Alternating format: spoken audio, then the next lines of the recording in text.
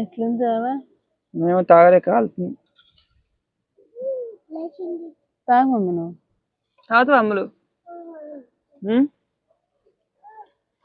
తాగు.